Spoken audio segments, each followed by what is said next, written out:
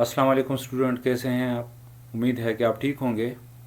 आज हमारा टॉपिक है turning effects of forces, chapter number 4, numerical questions, physics 9th class, KPK board. आज student हम जाते हैं क्वेश्चन नंबर 1 की तरफ। तो न्यूमेरिक्स नंबर 1 में हमें ये पूछा जा रहा है, to open a door force of 15 Newton is applied at 30 degree to the horizontal. Find the horizontal and vertical components of force. अब यहाँ पर ये पूछा जा रहा है कि एक दरवाजे को ओपन करने के लिए हमारे पास किस किस चीज़ की ज़रूरत है। हमारे पास इसकी जो है ना यानी 15 न्यूटन फोर्स और उसके साथ कितनी जो है ना मतलब एंगल कितना है 30 डिग्री। हमने क्या फाइंड आउट करना है? हॉरिजॉन्टल और वर्टिकल कंपोनेंट। कौन से? हॉरिजॉन्टल एंड वर्टिकल कंपोनेंट को हमने फाइंड आउट करना है।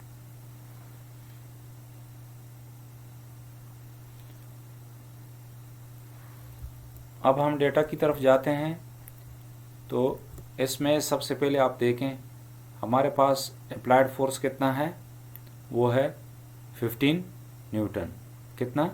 15 न्यूटन। और एंगल हमें कितना दिया गया है, वो 30 डिग्री, यानी 30 डिग्री एंगल पे हमने डोर पे फोर्स लगाना है। अब हमने फाइंड क्या आउट करना है? टू फाइंड हमने सबसे पहले horizontal component of force find करने हैं। क्या चीज़? Horizontal component of force. और उसके बाद हमने जो चीज़ फाइंड करनी है वो है वर्टिकल कंपोनेंट ऑफ फोर्स, यानी हॉरिजॉन्टल और वर्टिकल। अब सॉल्यूशन की तरफ जाते हैं। सॉल्यूशन में for finding effects we know that. अब हॉरिजॉन्टल कंपोनेंट यानी एफ को फाइंड आउट करने के लिए हम जानते हैं कि F X is equal to F cos theta. ये क्या होता है? F X is equal to F cos theta. अब इसमें हम वैल्यूज़ को पुट करते हैं, ठीक है। अब F X is equal to F cos 30। अब एफ कास 30 हमें क्या करना है? ये कास 30 की वैल्यू हमने मालूम करनी है। जब हम देखते हैं तो इसकी जो वैल्यू है वो कितनी है? 0.866। कास 30 की वैल्यू कितनी है हमारे पास? 0.866।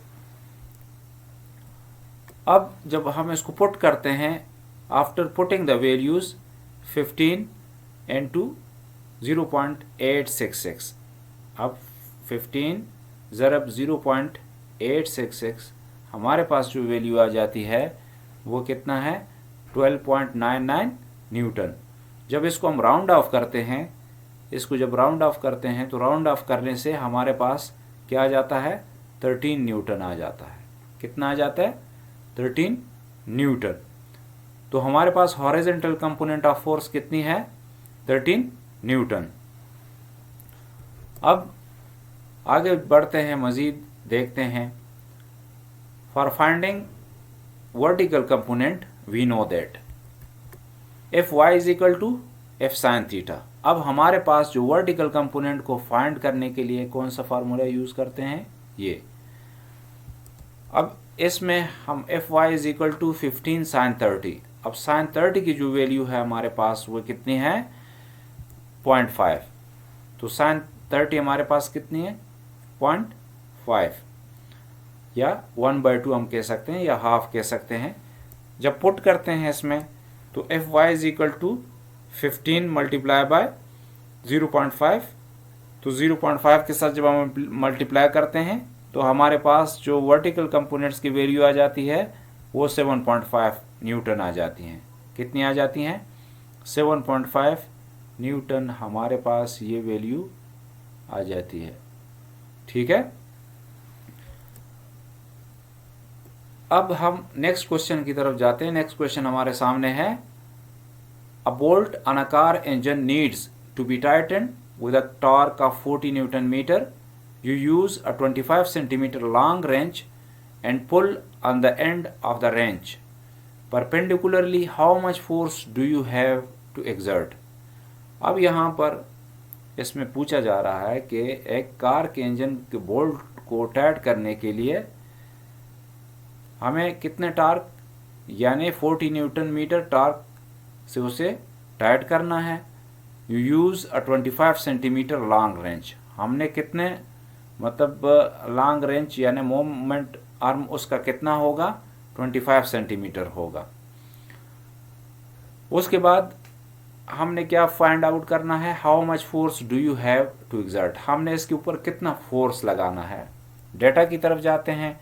डेटा में हमें जो टार्क है वो कितना दिया गया है, वो है 40 न्यूटन मीटर, और मोमेंट आर्म हमारे पास कितना है, 25 सेंटीमीटर। कितना है हमारे पास, 25 सेंटीमीटर। अब इसको मीटर में कन्वर्ट करने के लिए 25 को हम डिवाइड करते हैं किसके ऊपर, 100 के ऊपर। अब जब इसको डिवाइड कर देते हैं तो हमारे पास जो वैल्यू आ जाती है वो 0.25 मीटर आ जाती है। क्या आ जाती है, 0.25 मीटर। अब इसके लिए जो फार्मूला हम यूज़ करते हैं वो हमने क्या फाइंड आउट करना है, सबसे पहले हमने फाइंड आउट करना है जो फोर्स, कि हमें कितना फोर्स लगाना है इस इंजन के नट को टाइट करने के लिए। तो फोर्स अप्लाइड हमें फाइंड आउट करना है या मालूम करना है। अब सॉल्यूशंस की तरफ जाते हैं। सॉल्यूशंस में सबसे पहले हम जानते हैं कि जो टार्क का फार्मूला है, तो torque is equal to F cross D. ठीक है, यहाँ पर ये अप्लाइड फोर्स है और डी हमारे पास क्या है, मोमेंट आर्म है। लेकिन हमने फाइंड आउट क्या करना है, फोर्स को। तो फोर्स को जब हम फाइंड आउट करते हैं तो इसके लिए हम इस फार्मूले को मज़ीद मॉडिफाई करते हैं। तो इस तरह लिखते हैं, force is equal to torque divided by D, यानी torque divided by moment of arm. अब इसमें वैल्यूज पुट करते हैं by putting the values we have. अब हमारे पास टार्क कितना था, 40 न्यूटन, और हमारे पास मोमेंट आर्म कितना था, 0.25 मीटर। जब 40 को डिवाइड करते हैं 0.25 मीटर के ऊपर, तो हमारे पास जो एग्जैक्ट वैल्यू आ जाती है, यानी हमारा आंसर 160 न्यूटन। तो हमें इस नट को टाइट करने के लिए कितना फोर्स लगाना है, 160 न्यूटन का। तो ये रहा हमारे पास आंसर। अब हम क्वेश्चन नंबर 3 की तरफ जाते हैं। क्वेश्चन नंबर 3 आपके सामने है, Sana whose mass is 43 kilogram. Sana जिसका जो मास है वो कितना है, 43 kilogram. Sits 1.8 metre from the centre of a सीसा।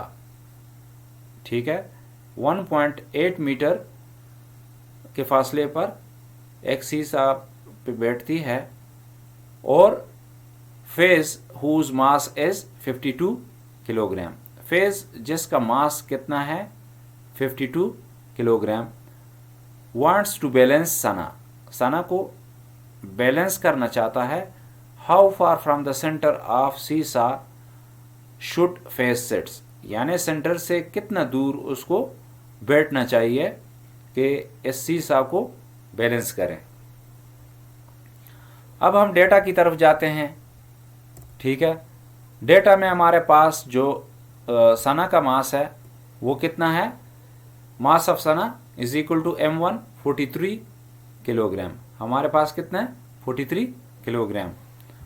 और हमारे पास सना का जो मोमेंट आर्म है वो कितना है, d1 1.8 मीटर। ठीक है, और हमारे पास फेस का जो मास है वो कितना है, वो 52 किलोग्राम। हमने फाइंड आउट क्या करना है, फेज का मोमेंट आर्म। अब फेज मोमेंट आर्म हमारे पास d is equal to what, ठीक है ना, मालूम है। वेट ऑफ सना हमने फाइंड आउट करना है, और वेट ऑफ फेज हमने फाइंड आउट करना है। अब जाते हैं सॉल्यूशंस की तरफ। तो for finding W1 using formula. अब W1 के लिए हम जो फार्मूला यूज़ करते हैं वो है W1 is equal to M1G। कौन सा फार्मूला यूज करते हैं, W1 is equal to M1G। अब यहाँ पर जो M1 है ये है सना का मास, तो सना का मास कितना था हमारे पास 43 kg, तो 43 और G की वैल्यू हमारे पास 9.8 है जो कि कांस्टेंट है। 43 ज़रब 9.8 यानी 43 मल्टीप्लाई बाय 9.8 हमारे पास कितना आ जाता है, सना का वेट 421.4 न्यूटन। कितना, 421.4 newton. For finding weight 2 using formula. अब वेट 2 यानी फेज का वेट मालूम करने के लिए हम जो फार्मूला यूज करते हैं वो W2M2G हम यूज करते हैं। क्या यूज करते हैं, W2M2G। तो ये फार्मूला है, इसमें हम वैल्यूज को पुट करते हैं। हमारे पास जो फेज का मास था वो कितना है 52 और G की वैल्यू हमारे पास 9.8 है जो कि कांस्टेंट है। जब इसको मल्टीप्लाई करते हैं, मल्टीप्लाई करने से हमारे पास वेट 2 यानी फेज का जो वेट है वो कितना आ जाता है 509.6 न्यूटन। अब ये चीज़ें हमारे पास आ गई। अब हम मोमेंट आर्म को फाइंड आउट करते हैं, यानी फेज का जो मोमेंट आर्म है। Now for finding D2 using the principle of moment. अब यहाँ पर प्रिंसिपल ऑफ मोमेंट हमारे पास क्या है, यानी anti clockwise torque is equal to clockwise torque, यानी टा1 इज इक्वल टू टा2। तो यहां पर टॉर्क 1 हमारे पास कितना है, W1 into D1 is equal to W2 into D2। अब हम इसमें मजीद जो है ना आगे क्या करते हैं, यानी W1 into D1 divided by W2 और यहाँ पर W2 into D2 divided by W2। अब हम मज़ीद इसको सॉल्व करते हैं। तो यहाँ पर स्टूडेंट आप देखें ये W2 और W2 कट गया, हमारे पास क्या रह गया W1 into D1 divided by W2 is equal to D2। तो ये D2 हमारे पास। अब इसको हम इस तरह भी लिख सकते हैं D2 is equal to W1 into D1 divided by W2। अब इसमें वैल्यूज पुट करते हैं। बाय पुटिंग द वैल्यूज हमारे पास जो सना का वेट था वो कितना था 421.4 इंटू 1.8। तो मोमेंट आर्म उसका सना का हमारे पास 1.8 था डिवाइडेड बाय 509.6। जो फेज का वजन है वो कितना है 509.6। तो मल्टीप्लाई और डिवाइड करते हैं तो D2 is equal to 758.52 divided by 509.6। तो जब इसको डिवाइड कर लेते हैं तो हमारे पास D2 कितना आ जाता है 1.48 मीटर। ठीक है, या हम इसको 1.5 मीटर भी लिखते हैं। जब इसको राउंड ऑफ कर लेते हैं, क्योंकि यहाँ पर जो 4 के बाद जो वैल्यू है वो 8 है, तो जब 5 से ज़्यादा हो तो हम इसको क्या करते हैं 4 को हम 5 में कन्वर्ट कर देते हैं। तो राउंड ऑफ करने के बाद हमारे पास इसकी वैल्यू क्या आ गई D2 is equal to 1.5। Hence Faiz should sit at a distance of 1.5 metre from the centre of seesaw. यानी हमें यहाँ पर ये पता चला कि यहाँ पर ये जो सीसा है, ठीक है, ये इसका सेंटर है। ठीक है, अब यहाँ पर सना अगर बैठी हुई है तो और उसका जो फासला है वो कितना है 1.8 मीटर। तो फेज इसको बैलेंस करने के लिए कहाँ पर बैठेगा 1.5 मीटर के फासले पर, ताकि सीसा बैलेंस हो जाए। अब स्टूडेंट हम नेक्स्ट क्वेश्चन की तरफ मूव करते हैं। नेक्स्ट क्वेश्चन हमारे सामने है। अब इस क्वेश्चन में आप देखें क्वेश्चन नंबर 4 में 2 किड्स ऑफ वेइंग 300 न्यूटन, यानी दो बचे हैं जिनका वेट है 300 न्यूटन और 350 newton, are sitting at the ends of 6 metre long seesaw, यानी बैठे हुए हैं 6 मीटर लॉन्ग सीसा के ऊपर। अब the seesaw is pivoted at the centre, where would a third kid sit, यानी एक तीसरा बच्चा कहाँ पर बैठेगा, ठीक है। So that seesaw is in equilibrium, के जो सीसा है वो इक्विलिब्रियम में रहें इन द हॉरिजेंटल पोजीशन। किस पोजीशन में? हॉरिजेंटल पोजीशन में। The weight of the third kid, अब थर्ड किड का जो वेट है हमारे पास वो कितना है? 250 Newton. Ignore the weight of सीसा, अब सीसा के वेट को हम क्या करते हैं? इग्नोर करते हैं। अब ये डेटा हम लिखते हैं। वेट ऑफ फर्स्ट किड हमारे पास कितना है? 300 newton. Moment arm of first kid कितना है? d1 is equal to 3 metre. और weight of second kid d1 is equal to 350 newton.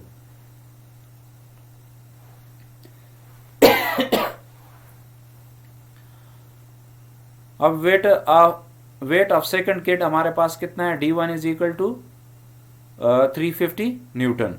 Moment arm of second kid d2 is equal to 3 metre, यानी इन दोनों का क्या है? 3 मीटर का फासला है सेंटर से। Weight of third kid w3 is equal to 250 newton. अब हमने फाइंड आउट क्या करना है? ये फाइंड आउट करना है कि तीसरा बच्चा कहाँ पर बैठेगा ताकि सीसा इक्विलिब्रियम में रहें। अब moment arm of third kid हमने फाइंड आउट करना है, यानी d3। अब इसको फाइंड करने के लिए हम क्या करते हैं? सॉल्यूशंस की तरफ जाते हैं। For finding d3 using the principle of moment, ठीक है। तो प्रिंसिपल ऑफ मोमेंट हमारे पास क्या है? Sum of anti clockwise torque is equal to sum of clockwise torque. तो T1 plus T3 is equal to T2। अब T1 plus T3 is equal to T2। अब हमारे पास T1 क्या है? W1 इंटू D1, और हमारे पास T3 कितना है? W3 plus W3 into D3 is equal to T2। हमारे पास कितना होगा? W2 into D2। अब subtract W1 into D1 on both sides. अब इसको W1 को हम क्या करते हैं? सब्ट्रैक्ट करते हैं ऑन बोथ साइड्स। अब यहाँ पर देखिए W1 into D1 minus W1 into D1 plus W3 into D3 is equal to W2 into D2 minus W1। यहाँ पर भी हमने W1 इंटू D1 को माइनस करना है, यहाँ पर भी माइनस हुआ है। अब यहाँ पर प्लस और यहाँ पर माइनस, तो प्लस माइनस कट जाते हैं, तो ये दोनों कट गए, ठीक है। हमारे पास क्या रह जाता है? W3 is equal to W3, यानी यहाँ पर ये देखें W3 into D3 is equal to W2 into D2 minus W1 into D1। अब इसको हम क्या करते हैं? डिवाइड करते हैं W3 पे, ठीक है। बोथ साइड्स को हम W3 के ऊपर डिवाइड करते हैं। अब डिवाइड करने से हमारे पास क्या आ जाता है? W3 into D3 divided by W3 is equal to W2 into D2 minus W1 into D1 divided by W3। यहाँ पर W3 और ये W3 ये कट गए, हमारे पास क्या रह जाता है? D3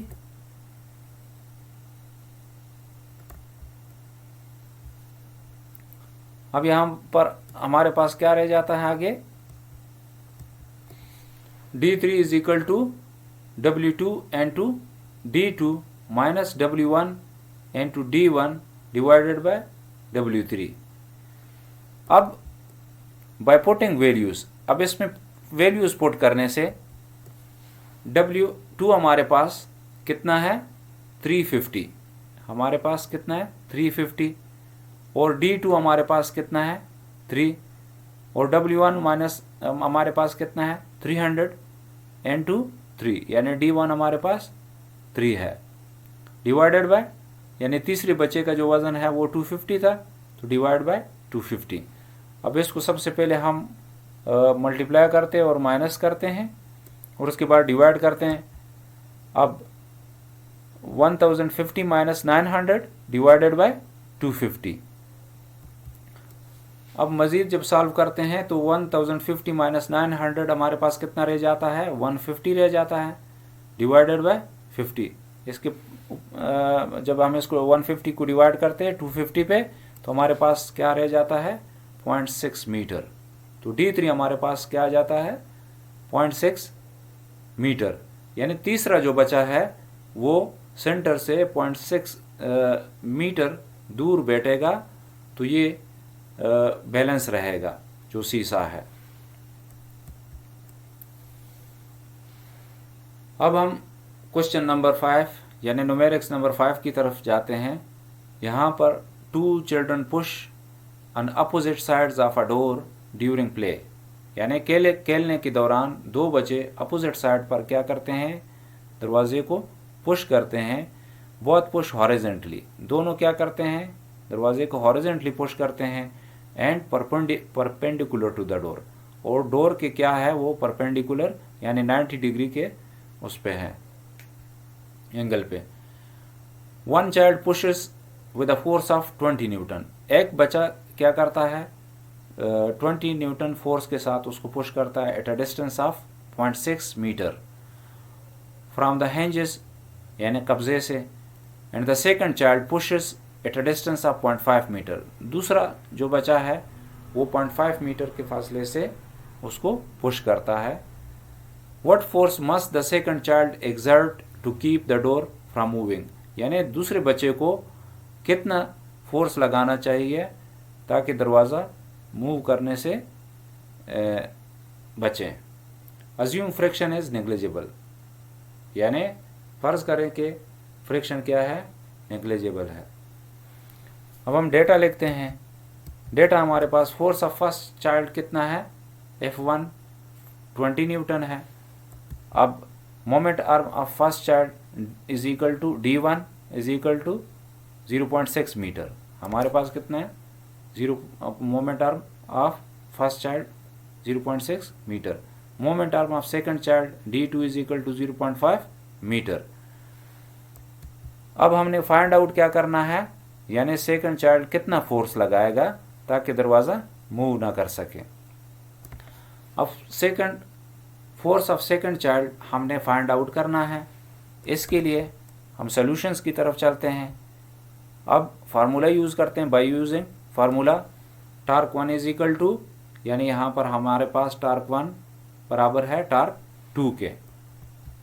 अब टार्क 1 बराबर है F1 cross D1 is equal to F2 cross D2, तो ये फार्मूला है।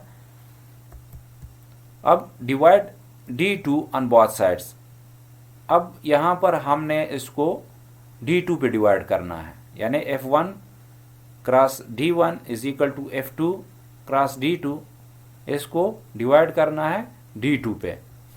अब F1 यहाँ पर F1 cross D1 divided by D2 is equal to F2 N2 D2 divided by D2।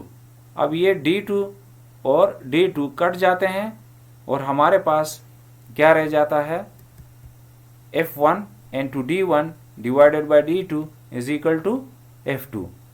अब इसको हम इस तरह भी लिख सकते हैं F2 is equal to F1 multiply by D1 divided by D2।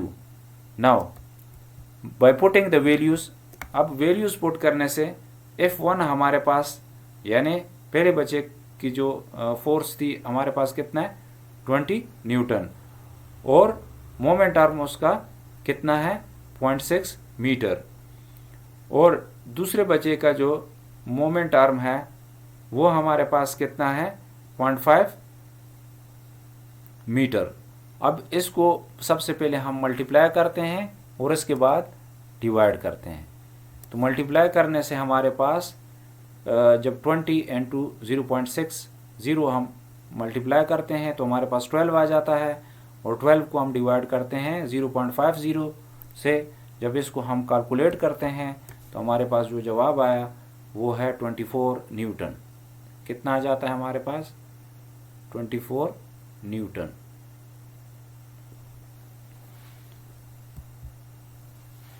अब स्टूडेंट न्यूमेरिक्स नंबर 6 की तरफ हम जाते हैं। न्यूमेरिक्स नंबर 6 में आप देखते हैं a construction crane lifts building material of 1500 kg, यानी कंस्ट्रक्शन क्रेन कितने केजी मटेरियल को लिफ्ट करता है? 1500 kg को। By moving its crane arm calculate moment arm of force when moment arm is 20 metre. शुरू में क्या है? मोमेंट आर्म कितना है? 20 मीटर है। After lifting the crane arm which reduces, after lifting ये क्या हो जाता है? रिड्यूस हो जाता है moment arm of crane 12 metre तक। कैलकुलेट द मोमेंट या टर्निंग इफेक्ट ऑफ फोर्स या टार्क। तो सबसे पहले डेटा लिखते हैं। तो मास कितना है हमारे पास मटेरियल का? 1500 किलोग्राम। और मोमेंट आर्म हमारे पास इनिशियली कितना है? D is equal to 20 metre. और हमने क्या चीज फाइंड आउट करनी है? मोमेंट आर्म यानी टार्क को हमने फाइंड आउट करना है। अब सॉल्यूशंस की तरफ जाते हैं, फार्मूला यूज करते हैं। बाय यूजिंग द फार्मूला, तो फार्मूला जैसा कि हमें पता है torque is equal to F cross D। तो ये फार्मूला है हमारे पास, ये हम यूज करेंगे। As we know that F is equal to W, जैसा कि हम जानते हैं कि F बराबर है W के यानी वेट के, तो W is equal to mg। तो W mg के भी बराबर है। अब F is equal to mg, तो पुटिंग द वैल्यूज, जब हम इसमें वैल्यूज पुट करते हैं तो हम मास हमारे पास कितना है? 1500 किलोग्राम। और g की वैल्यू हमारे पास कितनी है? 9.8, जो कि कांस्टेंट है। जब इसको हम मल्टीप्लाई करते हैं तो हमारे पास 14,400 न्यूटन फोर्स आ जाता है। तो फोर्स कितना लगेगा? 14,700 Newton. Now putting the value of force in equation 1। अब फोर्स की वैल्यू हमारे पास आ गई है, तो हम इसको इक्वेशन 1 में यानी torque is equal to F cross D में पुट करते हैं। तो पुट करने से 14,700 इंटू 20, जब इसको 14,700 मल्टीप्लाई बाय 20 करते हैं तो हमारे पास जो जवाब आ जाता है वो क्या है? यानी 2,94,000। कितना आ जाता है? 2,94,000, यानी 2,94,000 हमारे पास इसका जवाब आ जाता है। अब after lifting the crane arm which reduces the moment arm to 12 metre. अब क्रेन जब इस वेट को यानी इस वजन को लिफ्ट करता है, लिफ्ट करने के बाद जो मोमेंट आर्म है वो रिड्यूस हो जाता है टू 12 मीटर। अब डेटा लिखते हैं इसके लिए। तो फोर्स हमारे पास कितना है? 14,700। अब moment arm lift weight lift करने के बाद कितना हो जाता है? 12 मीटर। अब फाइंड आउट हम करते हैं टार्क को। तो as we know that torque is equal to F cross D। तो जैसा कि हम जानते हैं टार्क किसके बराबर है? F क्रॉस D के। तो वैल्यूज को पुट करते हैं 14,700 मल्टीप्लाई बाय 12। तो जब इसको हम मल्टीप्लाई करते हैं तो हमारे पास जो टार्क आ जाता है वो कितना आ जाता है? वो आ जाता है 176,400। कितना? 176,400 हमारे पास ये टोटल टार्क आ जाता है, जो आपके सामने ये नज़र आ रहा है। कितना? 176,400।